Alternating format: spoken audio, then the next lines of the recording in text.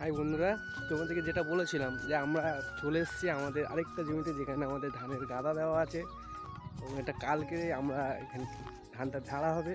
ওই জন্য জায়গাটা দেখতে এসেছি এবং দেখো মাঠে মানুষের ধানের গাদা কত সুন্দর একটা লাগছে, খুবই ভালো একটা ফাইনালি খুব সুন্দর একটা ধান লাগছে। ওরা চলে এসছে সে আমাদের এই মাঠে, কালকে ধানটা তোলা হবে এবং কালকে এই ধানটা ঝাড়া হবে। এখানটাতে ঝেড়ে কালকে এখান থেকে নিয়ে যাওয়া হবে। তাই এই জায়গাটাতে দেখতে এসেছি এবং ভালো লাগছে এসে মাঠে, অনেকদিন মাঠে আসা হয়নি এবং খুবই একটা ভালো জায়গা যে মানুষের জীবনে গ্রাম বাংলার পরিবেশ মানে মাঠ ঘাট এটাই নিয়ে শুরু। ভালো লাগছে, প্রত্যেকটা মানুষ কাজের মধ্যে দিয়ে আছে এবং খুব ভালো করতে লাগছে, ভালো লাগছে এবং ভালো লাগবে, খুব ভালো একটা জিনিস। চলো রাখি, তোমাদেরকে আরও দেখাই পরে স্কিপে কী আছে। তোমরা সব ভিডিওটা দেখতে থাকো, কেউ ভিডিওটি স্কিপ করো না।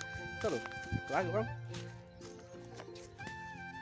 চলো বন্ধুরা, আমরা ফাইনালি মাঠে চলে এলাম এবং ফাইনালি মাঠে চলে এলাম।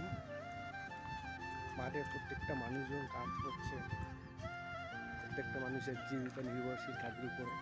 আমরা জানি না মানুষ জীবনে কর্ম ব্যস্ততার মধ্যে মানুষের জীবন চলে।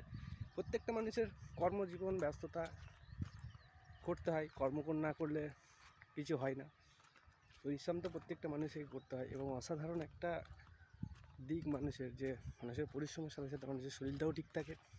চলো ভিডিওটা তোমরা দেখতে থাকো, আরও অনেক কিছু দেখাও তোমাদের। চলো বন্ধুরা, ফাইনালি আমরা মাঠে চলে এলাম এবং তোমাদেরকে দেখাচ্ছি আমাদের জমি এবং আমাদেরকে অনেক জায়গায় অনেক রকমভাবে অনেক কিছুই বলে। যেরকম আমরা যেটাকে বলি মাঠ বলা হয় এবং আর প্রত্যেকটা থেকে প্রত্যেক রকম নামে বলা হয় জিনিসটা। আমরা যেটা বলি আমাদের ভাষায় সেটা আমরা বলছি। ফাইনালি চলে এলাম আমার নিজস্ব মাঠে গেলাম, সেখানে আমাদের ধান রয়েছে। দেখো তোমরা,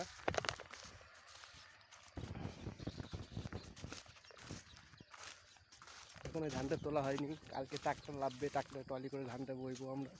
এবং আরেকটা জায়গায় যাচ্ছি, আরেকটা মাঠে যাচ্ছি যেখানটায় আমাদের ধানের গাদা দেওয়া আছে। ওটা দেখে আসি কী পরিস্থিতিতে এবং কেমন আছে।